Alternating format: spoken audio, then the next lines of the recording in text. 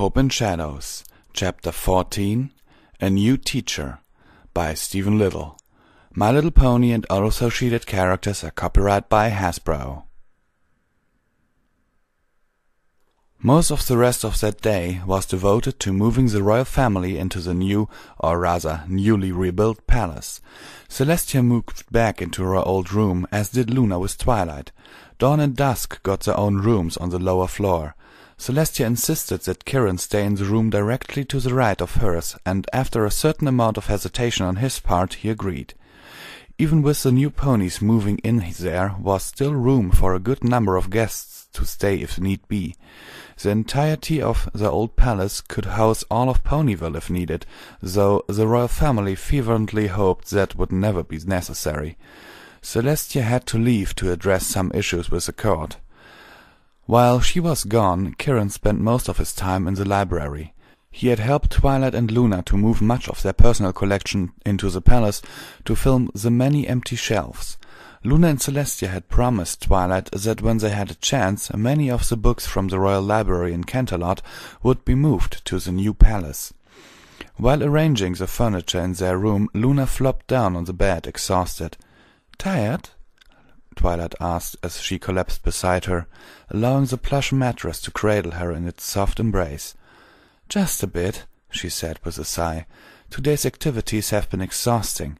Hopefully, if we need to contact Mother again, we won't have to use my mind. Having all those ponies in my mind at the same time is fatiguing." "Well, at least the day is nearly over," Twilight said, trying to reassure her. "As soon as Celestia returns, we can have dinner and relax." "You have no idea how I wish that were true," Luna told her.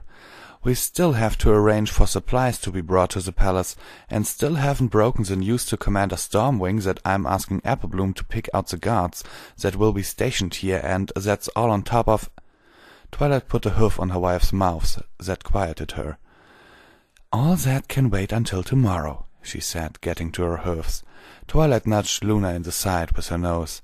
"Come on up. We still have a few boxes to unpack, and the kids will be here soon with their own belongings." Luna and Twilight had just returned to their pile of boxes at the bottom of the stairs when Celestia materialized next to them. "Sister, what kept you for so long?" Luna asked. "I'm sorry. I wasn't here to help with your move from the library. I had matters to attend back in Canterlot," she explained.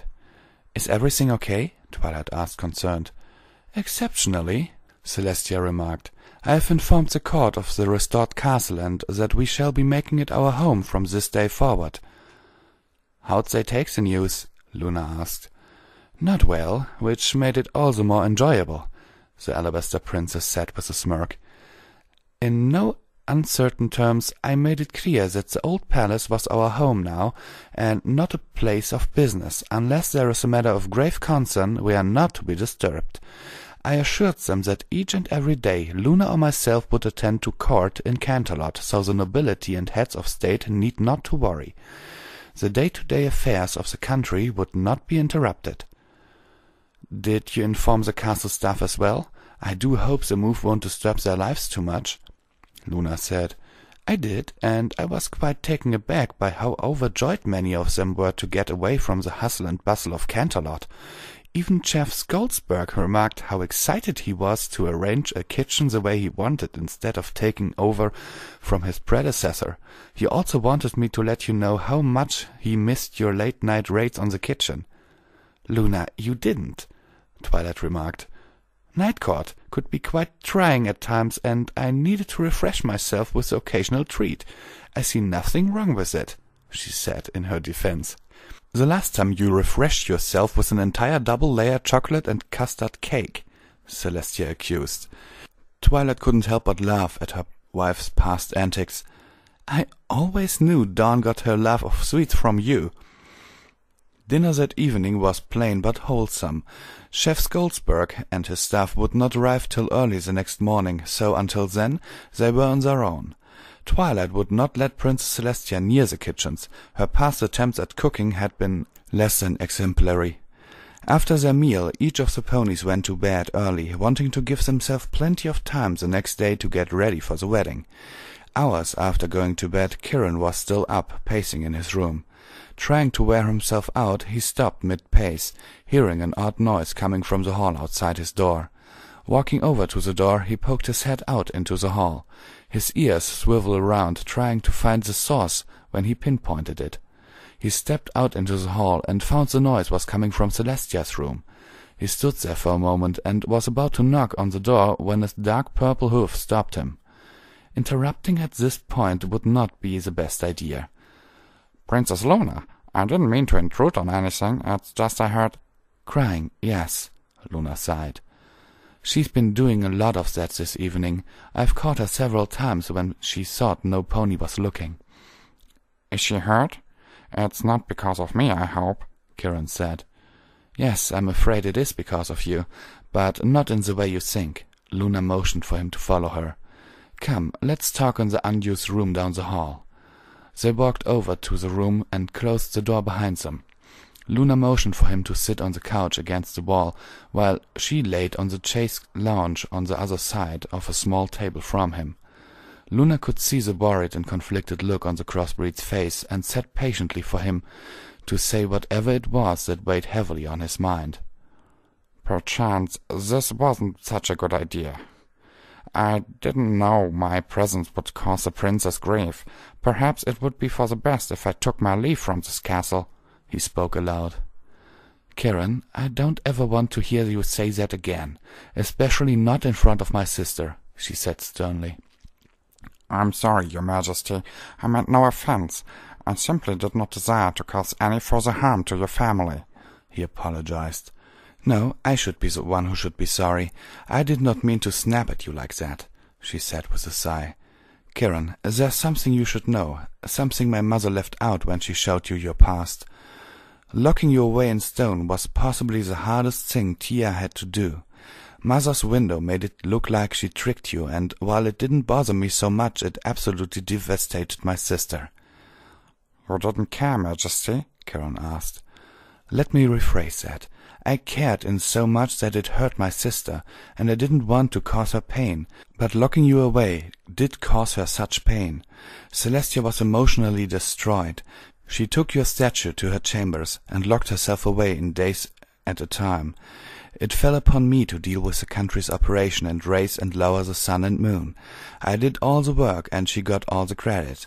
It just burned me up, no wonder. No, this isn't about me. Tia and I already worked through our issues. This is about you.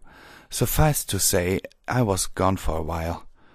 "You were banished to the moon by Princess Celestia for 1,000 years because you tried to take over the country. That much I knew, so not why. Sorry," Kiran said. "Don't be. And please stop saying you're sorry for everything. You're far too apologetic. None of us really had any control over what had happened. The point I'm trying to get to is this, that for nearly 1,000 years Celestia was alone. When the new castle in Canterlot was built, she had your statue put in a place of honor in the royal garden, where she could see it every morning from her balcony. She forced herself to put on a brave face, but inside she was hollow and cold." Luna whipped a tear from her left eye. "For all that time, she never took on another student, or another lover for that matter. There were times servants had caught her talking to your statue, sometimes in the middle of the night.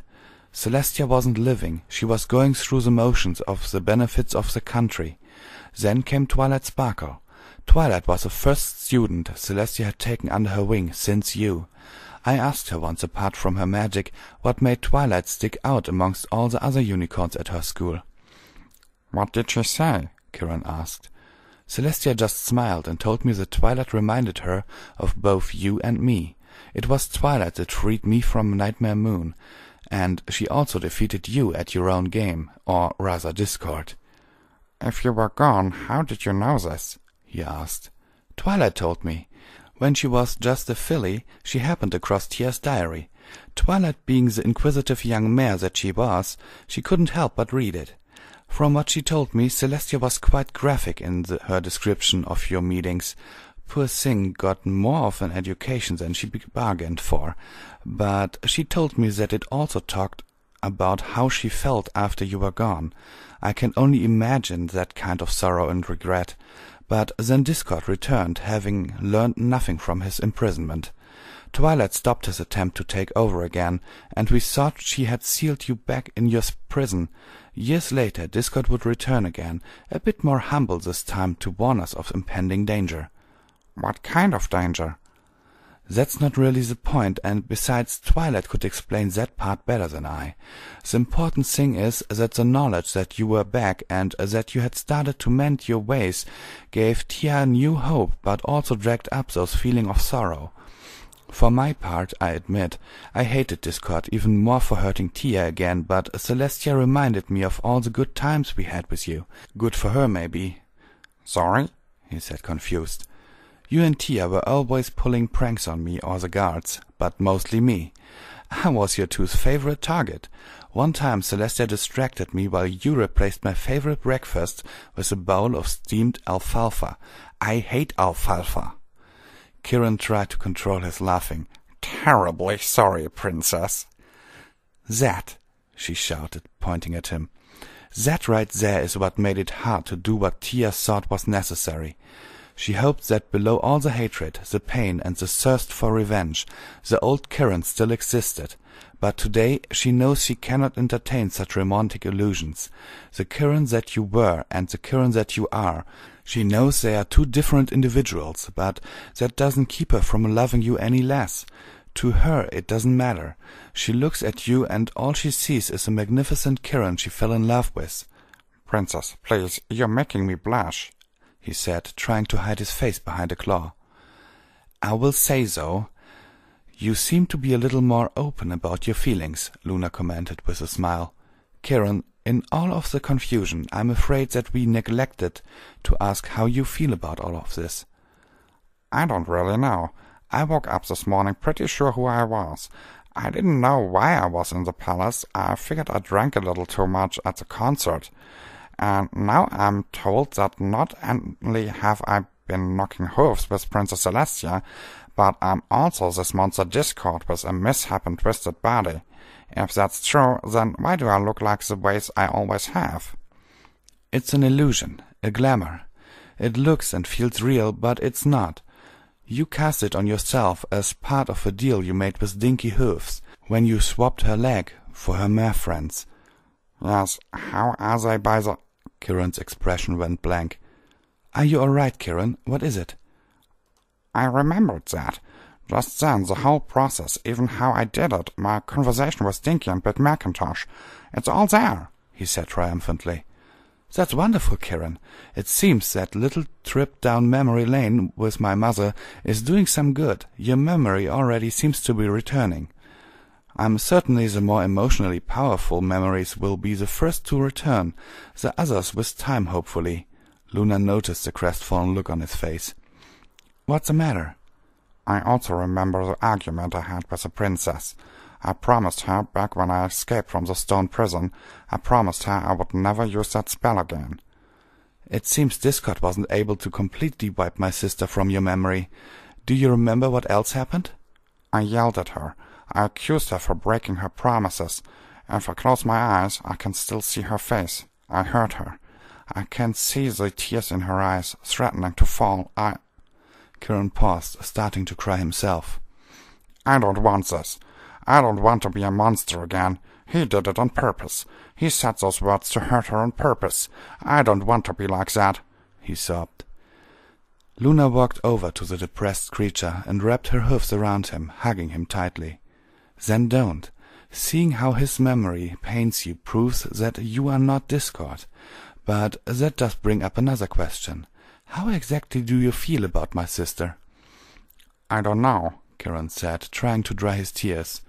I feel happy when I'm next to her. If I see her unhappy, I want to do anything I can do to cheer her up. When your mother was showing us my past, there were parts I could tell were hurting her. I wanted to wrap my arms around her and hold her tightly. Why didn't you? She asked. Because she's Princess Celestia. It was bad enough for me to be sharing that space with her. Some pony like me shouldn't even speak to her, let alone have the Odyssey to touch her. But you wanted to, didn't you? She asked. Yes, so badly. I wanted to hold her and tell her everything was going to be okay. but I don't know why. I have these feelings every time I see her, but I don't know why. We don't have a history I can remember." "I thought so," Luna said, smiling. "Discord was able to wipe out your memories of her, but not your feelings for her. For all his intelligence, for all his power, he never really understood what true love is," she said, shaking her head with a slight grin on her face. "I don't understand," Kiran said. "Love, Kiran. True love is not a memory, it's not even a feeling. True love is a power that binds two souls together. It surrounds, penetrates, and unites them as one. That's how it was for Twilight and me, and a bond like that cannot be broken, not by 1,000 swords, and certainly not by removing your memories. You still love my sister, very much, I would hasten to guess. While you still feel the burning passion between the two of you, you've forgotten why. In time, I think you'll start to remember again. In the meantime, don't try to force it. Hang around Celestia when you can, and if something happens, then it happens. Don't feel guilty about it, and don't let her feel guilty about it either." "Yes, Princess Luna," Kiran said, bowing his head. "And that's another thing. You never used to refer to us by our titles in the past. You really should get used to not using them again. I never cared for mine personally. Can you remember the nickname you used to call my sister?" Kiran concentrated and racked his brain when only one word would come to him. "Celeste." "I knew Discord couldn't take everything. Well, I'm tired, and we have a big day ahead of us. I think we should both get some sleep, and I need to get back to Twilight before she suspects I have a mare friend on the side." "Thank you, Luna. You've given me a lot to think about." They both left the room, Kiran yawning loudly. He watched as Luna flew across the gallery to her own room before he walked towards his own, blearily-eyed. Opening the door, he walked in and shut it behind him, not noticing the golden sun upon the door. The room was dark, and he didn't feel like wasting the magic to light the candles. Crossing the door, he yawned again and scratched an itch on his flank. The sound of his yawning seemed to echo in the room, waking its only occupant. "Kiran?" The half-breed's eyes immediately snapped open, and every candle in the room lit at once. Kiran found he walked into the princess's room by accident. "Celeste," he said in shock. "I'm so sorry. I was tired, and I must have walked in here by mistake. I'm so sorry. I'll be going." "Wait." Princess Celestia reached out a hoof to stop him. "You haven't called me by that name in over 1,000 years. Why now?" she asked. "I was having a little trouble sleeping. Your sister Luna was up, and we talked for a while. I was able to remember something and that name. Luna told me that I used to call you that all the time." "I will have to have a talk with my sister in the morning." Celestia noticed the concerned look on Kiran's face. "It's nothing bad. I just need to chat with her myself. In the meantime, can I ask a favor of you?" "Yes, of course. Anything," Kiran said with a smile. "Stay with me tonight. Lay here and keep me warm," she pleaded with him. "Nothing untoward, just. I want to be close to you right now, if that's all right." Kiran smiled slightly and thought to himself, "Something tells me I never could say no to her." He climbed up on the bed next to her and lay down, curling his limbs under him. Celestia wrapped the ring around him, and they both lay their heads on the pillow, quickly falling asleep. For the fourth time that night, Celestia had been woke from her slumber. Kiran was kicking in his sleep. He was either running towards or away from something. Celestia wrapped her legs around him and hugged him close. "I wish I could help you, but dreams are Luna's domain, not mine. Hush now, darling. Calm down yourself," she whispered sweetly. "Angel, where are you, Angel?" Kiran mumbled in his sleep. Celestia was taken aback slightly. He had called out for her with another name. He had not called her since that first time they met, and even then he was only partially conscious. "I'm right here, darling." The frantic Draconicus seemed to relax and breathe easier. He rolled over and snuggled into her chest. "I miss you, Angel," he whispered. Tears started to silently fall from Celestia's eyes as she laid her head down, nuzzling him in return. "I've missed you as well, my beloved." The morning was nearing 8, and the sun had still not risen above the horizon, even though the moon had long set in the west. Twilight, Luna, and their children were sitting in the smaller of the 2 dining rooms. "Mom, can we eat now? I'm starving," Dawn asked. "I seriously doubt you're going to starve, Dawn, but if you want, go wake up your aunt and let her know that it's spring now, not winter, and the sun should be up at this hour," Luna told her daughter. Dawn scrambled to get up from the table and trotted to the door. "Better hurry, sis, or I'm going to eat your breakfast before you get back," Dusk hollered to her. "You'd better not," she snapped back as she galloped out the door. "Dusk, must you tease your sister so?" Twilight asked.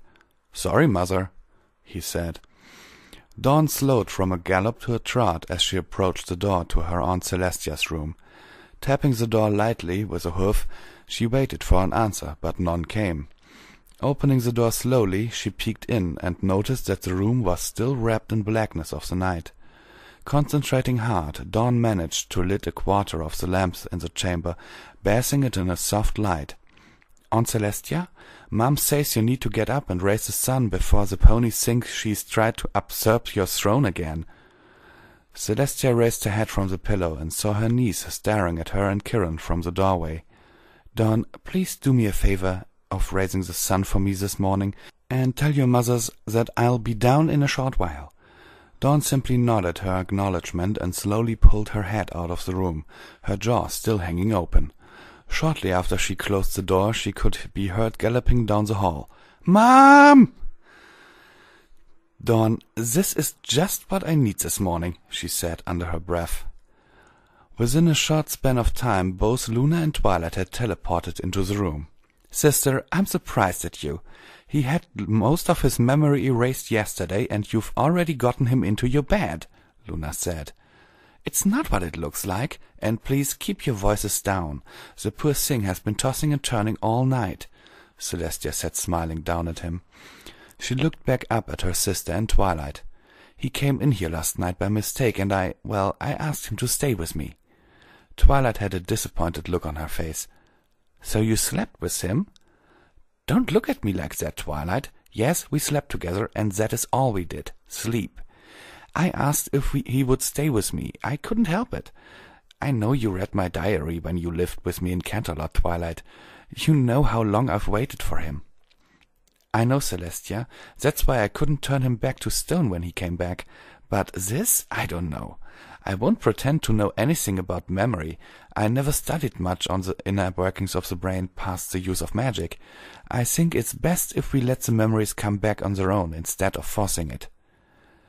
"I'm sure you are correct, my former student, but I would ask one thing. Luna, please, no matchmaking shenanigans. If Kiran is to come back to me, I want him to do it on his own terms, not because you encouraged him." "As you wish, Tia. I solemnly swear that I will not encourage him to submit to your lustful desires." "Luna, you know what I mean," Celestia practically shouted. "Yes, sister, I promise I will keep my nose out of it," she said with a small giggle. "Good. I see Dawn has raised the sun, so if you'll excuse me, I have some pony to wake." Luna and Twilight closed the door behind them, leaving Celestia alone in the room with Kiran. Crawling back into bed, she wrapped the ring around and kissed him lightly on the forehead. "Kiran, sweetheart, it's time to get up," she whispered in his ears. Kiran blinked his eyes a few times and slowly raised his head. Looking around, he remembered his surroundings. He saw a large white wing wrapped across him, and when he turned his head, he was met with Celestia's smiling face. Well, this is awkward."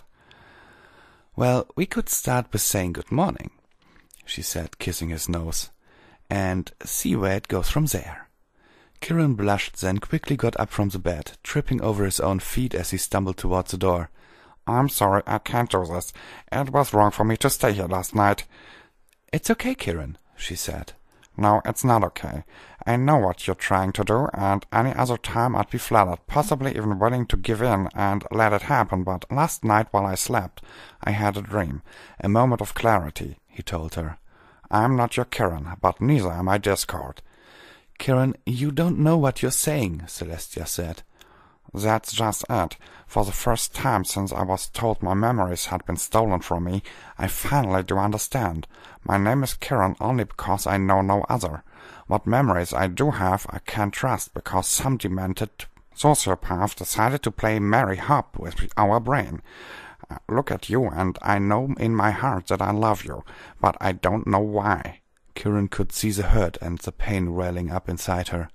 I need to go for a while, but I promise I'll be back before the wedding. I need to sort a few things out for myself, and well, the least said the better. Celestia walked over and hugged him tightly. "Promise me you'll return," she said. Kieran hugged her back.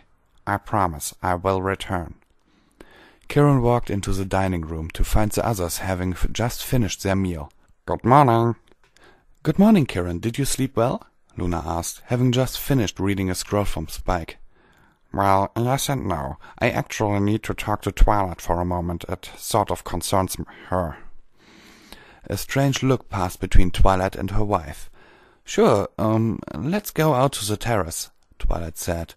As he rounded the table, Dawn ran over and hugged Kieran tightly and gave him a quick peek on the cheek. "What was that for?" he asked. "For everything you did for me and Dinky," Dawn told him. "My mother told me about what happened, and I wanted you to know that both me and Dinky appreciate everything you did for us. Thank you." Kieran smiled and bowed. "You are most welcome, Princess." Stepping out onto one of the many balconies of the castle, Twilight looked into the innocent face of the Draconicus before her. "What can I do for you, Kieran?" she asked. "I need to know how much dragon magic you've studied. Queen Faust said you were only unicorn to ever be able to perform both unicorn and dragon magic," he said. "I need to know what you can do. Are there any spells you've cast?" "There was one a few months ago. I turned snow to steam instantly. Other than that, it's been mostly bookwork." "Have you learned anything about transmutation?" Kieran asked her. "Only the basics. I've never actually tried it," she said. "That will have to do. Twilight, I need your help. There's something I have to do, and I need the help of some ponies that can perform the same magic as I. Will you help me?" he asked. "As long as what you ask me will not bring any pony to harm, then yes. Of course I'm willing to help." "Thank you, but not here. I'm afraid we have to do a bit of traveling," Kieran said. He saw a look of hesitation in Twilight's expression. "Not to worry. I promised Celeste that I would be back in time for the wedding." "In case you didn't know, we recently got a scroll from Spike informing us that Rarity hasn't been feeling well, and the kids have decided to postpone the wedding until she's better. I suspect it has something to do with her depleted mineral levels," Twilight deducted. "I'm sure you are correct, but to be on the safe side, when we return I should look into it," he said. "All right, then. Let me go talk to Luna, and I'll be right back." Twilight left the room, only to return shortly.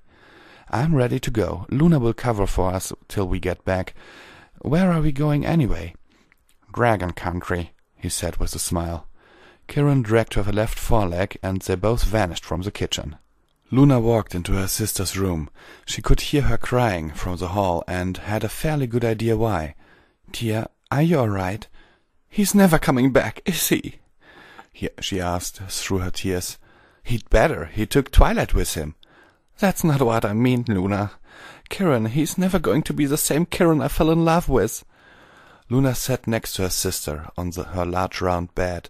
Looking around the room and how dark it was, Luna used her magic to pull open the curtains to the balcony, letting the light of the new day enter the room, warming it with its rays. "Tia, there was something in Discord's letter that I think can actually help. He said that we are the product of our memories and our experiences. Even if Kieran got only his memories back and nothing from Discord, he still wouldn't be the same Kieran. Everything that's happening now, every indication he has will change who he is.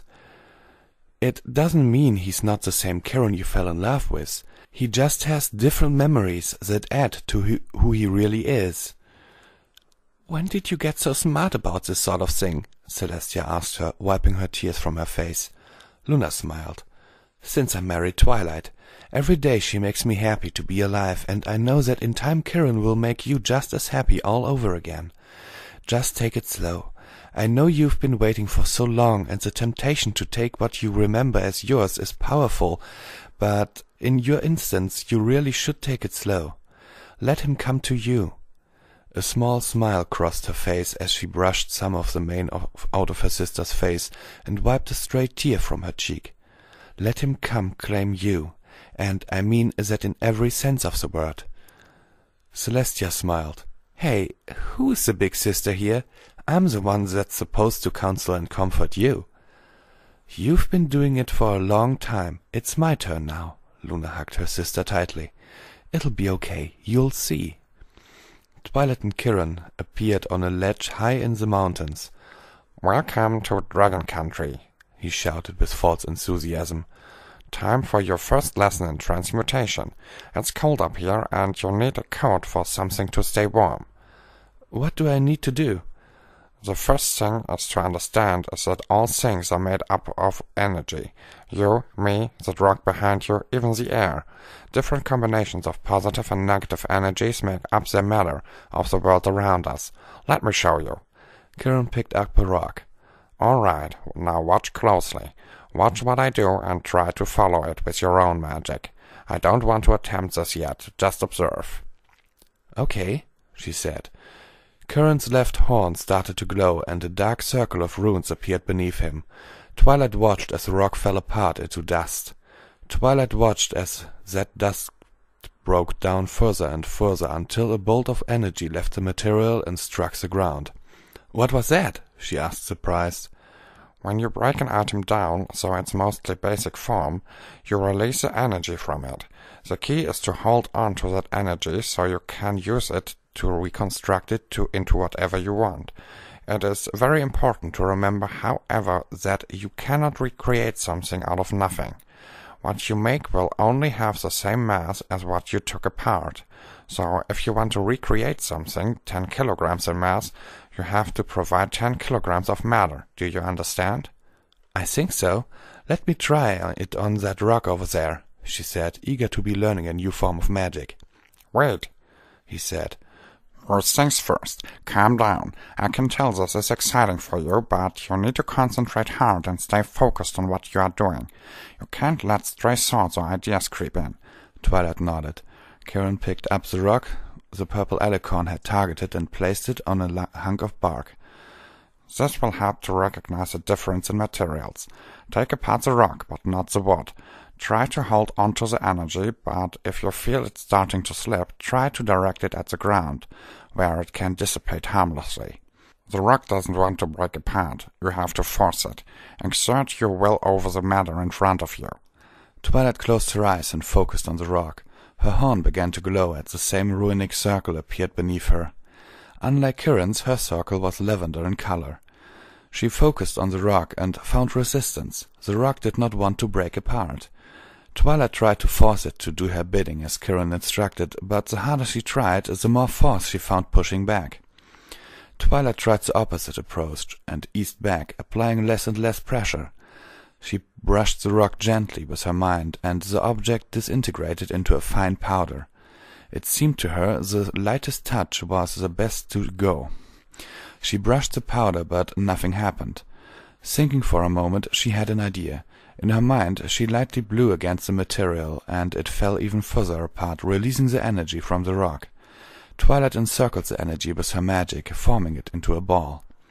"Impressive, Twilight. Usually the first time a mage imposes their will on an object, it's very taxing. You seemed to struggle a little, but then breezed right through it," Kiran said approvingly. "But I didn't impose my will over it at all. I tried, but it kept resisting me, so I tried the opposite and used gentle methods to get it to do what I want. In my mind, I lightly brushed the rock, and it fell apart into dust." "Really? I think my old master said something about this. He said—" "Kiran, are you okay? You look like you've seen a ghost," Twilight said. "I can remember him, Twilight. Not everything, mind you, but I can remember my old teacher, Spellfire the Ancient. I can remember him and everything he taught me when we were first starting out. I guess teaching you this magic jogged my memory enough to bring those few memories to the surface." Twilight hugged him, careful not to drop the ball of energy.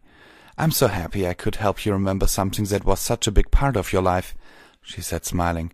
Can you remember what your teacher told you? I mean, what you were saying earlier about the transmutation. If I'm remembering this correctly, I asked him during our first lesson why I had to essentially overpower the material, and he told me that force was all that many dragons understood readily. But when I become a true master of the art, I would not have to impose my will on the material anymore. I'm sure that is what he was talking about. I'm impressed you could accomplish that so early, the Draconicus said, smiling. All right, still have that ball of energy? I want you to use it to make something, but remember it has to be something of equal mass as the rock you took apart. Twilight concentrated hard, and slowly the ball of energy changed shape and turned into a large, heavy scarf.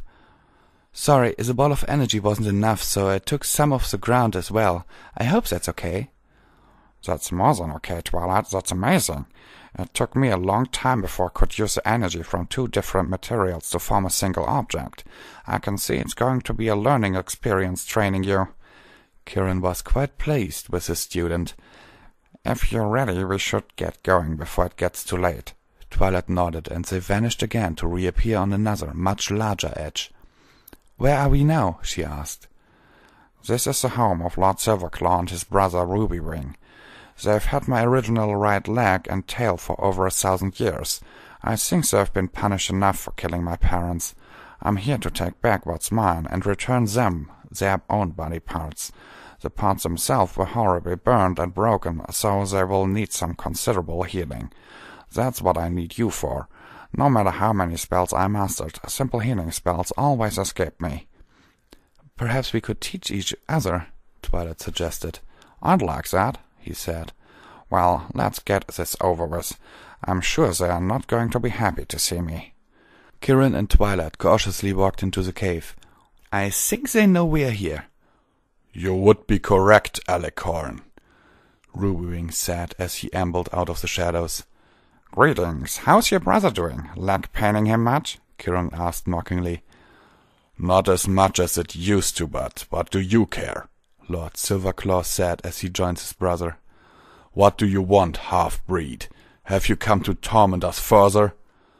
No, I've come to end your punishment. You've suffered enough, and to be honest, I want my leg and tail back. In return, I will give back yours to you. What makes you think we trust you enough to do that? Rubywing asked. What makes you think I'm giving you a choice? Kirin's horn glowed vibrantly, and the two dragons fell unconscious onto the cave floor. Don't worry, Twilight, they're still alive, just asleep. Is it still assault when you're reversing something like this? I don't know, honestly. Call it reversing a past mistake, Twilight justified. The total procedure took the better part of 4 hours to complete. Kirin did most of the work by transmutating the legs and tail one at a time to save himself the stress of the change. The size difference between the body parts also became a bit of a hindrance, but working carefully he was able to resize the leg and tail to something more appropriate for his body. The field of magic around Kirin's head faded, and Twilight relaxed. I hope that helped. I don't think the pain-blocking spell was meant to block quite that much, Twilight said. Yes, it helped quite a bit.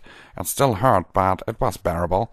I had to ask you to exert yourself more, but can you start on my leg and tail? They are hurting quite a bit. Kirin asked her. Are you sure we should be doing this here? Around them? She asked. They'll be out for a couple of days. I wanted to make sure we'd be long gone before they woke up.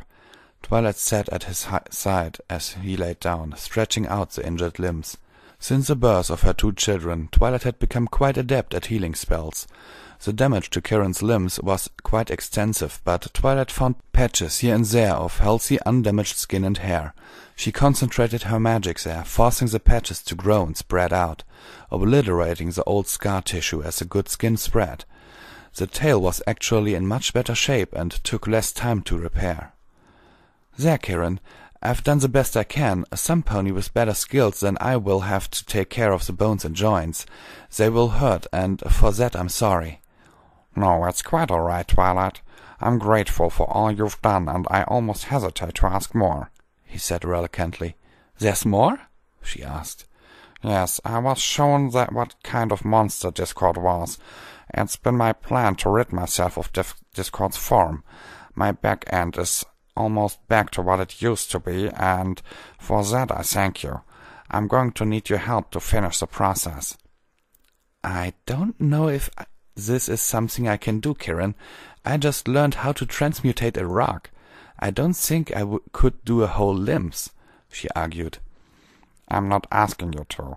You've shown great skill in the fundamentals of transmutation, but transmutating a rock and transmutating living tissue are two entirely different things. You did a wonderful job on the soft tissue of my leg and tail, and while you didn't transmutate it, you were able to heal it. This is what I ask of you. I will be deconstructing my limbs one at a time and rebuilding my form. I will transmutate a patch of hair and scale in the appropriate places. All I'm asking you to do is to form the energy orb to help the tissue and hair to grow and cover the exposed muscle, tendon and bone. I know you can do this. You are the expert in this field. If you're sure I can do this, then I will do my best. I would suggest you not force it, though. Do what we talked about and gently persuade it to do what you want. I think the pain involved is a byproduct of forcing your will onto the material. I will give it a try. Couldn't hurt, he said. Kiran focused on his right arm. The glamour illusion dropped, and he was looking at the right arm and paw of a manticore. He closed his eyes again, and Twilight had suggested he did not impose his will on the arm, but rather brushed it lightly with his mind. The limb fell apart into its basic elements. Blowing on the fragments, they further broke down into energy. Kiran reacted quickly and caught the energy with his magic. Twilight was right. There was no pain, only a little discomfort. He knew he was bleeding and had to act quickly. Focusing the captured energy, he began to reform the limb. Starting with the bones, he rebuilt the arm, almost by automatic. It seemed that Kiran that he had an ingrained idea of what his original body was supposed to look like, and how it was supposed to feel. When the bones were complete, he wrapped them in muscle, tendons, nerves, and blood vessels. "I'm sorry, Kiran, I can't watch you do that. It's a little disturbing. Please tell me when you're ready for me to do my part." My apologies, Twilight. I forgot how unnerving it could be to see my body reconstruct. Although, if you are at all interested in Draconicus physiology, it might behoove you to pay close attention, he said. At any rate, the arm is finished and is ready for you. Twilight busied herself with growing the skin on Kiran's arm while he deconstructed the other. Twilight tried not to look and focused on what it was in front of her. Pulling the energy from the sphere seemed to work better than using the latent energy in either herself or the patients. The sphere's energy seemed pure by comparison, and so lent itself to manipulation. Under Twilight's skilled magic, the arm was as good as new. Tan fur covered it from shoulder down to the mid-arm, where the fur coat gradually gave way to brown scales and 5 very sharp claws. By the time she was done, Kiran was finished with the other arm. "That was quick. Are you sure everything went okay?" "Yes, it seems your method is much easier. I don't have to expend as much energy, and the material obeys me better without me having to force it into the arrangement I need. It sounds weird, but it's like I'm asking it to obey me, and it just snaps into the shapes and structures I need." Kiran continued to transmutate his own body back to what it was before Discord. The other arm finished, he moved onto his main trunk of his body. Reorientating his ribs, he was able to move his internal organs around without having to disconnect and reconnect anything. Kiran deconstructed the bear pelt that covered his torso, and Twilight replaced it with new skin and tan fur to match the rest of him. Twilight sat back, exhausted. "Well, I think that's about got it. I don't know what else there is." "There are 3 other things that are left, but nothing major. My wings, for one. I was thinking about taking the antler and turning it into another horn, like the one on the left, and thirdly, fangs or no fangs. I need to do something. I don't want just 1 fang sticking out there." "If you insist on 2 horns, then I'd go with fangs, but a little smaller. It would provide symmetry to your face." Twilight laughed. "Listen to me. I'm starting to sound like Rarity." Well, are you ready to continue? Have you rested enough? Kirin asked. I believe so, but let's take our time. I'll be here if something goes wrong, and you need to be healed, but be careful. I know this takes a lot of energy. It'll be okay, Twilight. Trust me. Kirin focused his energy and deconstructed the deer antler and both wings at the same time. The power orb grew 3 times in size instantly, and Twilight could see that Kirin was having difficulty containing it. She reached out with her magic and kept the integrity of the orb. Kirin was losing control. The antler on the right side of his head was replaced with another horn, identical to the one on his left. A small set of fangs appeared in the front corners of his mouth, and a set of wings slowly built up from his back. He had just finished building the wings when he lost consciousness. Twilight had no idea what to do. She didn't know what was wrong with him other than exhaustion, but something inside her told this was serious. Stretching out her mind, she contacted the only person that knew more about magic than her old teacher. Celestia, I need you. Something's wrong with Kirin, and I don't know what to do. I need you here. I don't know what to do. Celestia appeared next to her with a brilliant flash of white light. What happened, Twilight? What are the two of you doing here in dragon territory? She asked almost in a panic. Twilight told her everything. She told her about her lesson in transmutation, the incident with the Dragon Brothers, and everything that led up to the current situation. What are we going to do? I can't hold all this energy forever, Twilight said. Celestia took hold of it with her own magic. I've got it, Twilight. Rest yourself. Twilight lay down as Celestia took hold of the energy. She stared at it for a while, and it changed form, a brilliant white glowing orb, into something that matched the color of Kirin's tan color. Slowly she lowered the orb and let the energy drain from the orb and into him. There, that should keep him with us until his own natural reserves are replenished. What were you two doing out here that required so much energy? And who are those 2 dragons sleeping over there? Twilight got up and used her newfound ability to construct a large rock against the cave wall. Could you roll him on his stomach and pull out his wings? I need them extended, she asked. Celestia used her magic to do as she was asked. Twilight, please tell me what's going on. As Twilight started to use the energy to grow the leathery film that would complete the new wings, she started to explain to the princess the events of the last 4 hours. Kirin and I came here to retrieve his back leg and tail from those 2 dragons. He told me that they had suffered enough with his burned and damaged limbs.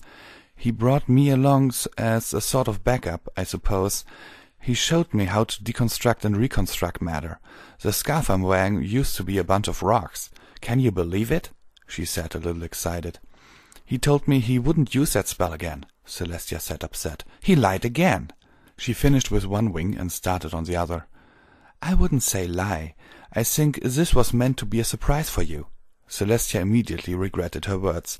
He genuinely doesn't like discord, or the thought that any part of him would be the same. He wanted to retrieve his old limbs and end the punishment Discord had inflicted on them, and then he told me he was going to get rid himself of every last vestige of Discord. So that's what you've been doing, transmutating his body back to what it used to be? She asked, amazed. Not me. I've just been using healing spells to regrow the skin and hair over the new limbs and such, but drawing on transmutating energy is faster and I think better than using the patient's own internal energy. Hence the rocks. Yes, Kirin said that once the material is broken down to energy, it doesn't matter how you use it, just that any excess be directed to the ground to keep from hurting any pony. There, I'm done, Twilight announced. What do you think? Twilight walked around the wings Twilight had finished. They were unlike his old wings in that they were much larger dragon wings than he used to have, and the leathery webbing extended all the way to the base of his tail, much like a bat, to give him better surface area for gliding and manipulation of the wind currents. I'm sure that when he gets a chance to fly again, he'll be quite grateful for your work, Twilight. For now, I think we should get him back to the palace. I'd like Fluttershy to take a look at him to make sure he is healthy. Celestia took a second glance at his face. 2 horns and 2 fangs. I'll have to be careful around those. Celestia? She asked, not quite hearing what she said. "It's nothing. Pay it no mind." As suddenly as she arrived, they all vanished, leaving the dragons to sleep in peace.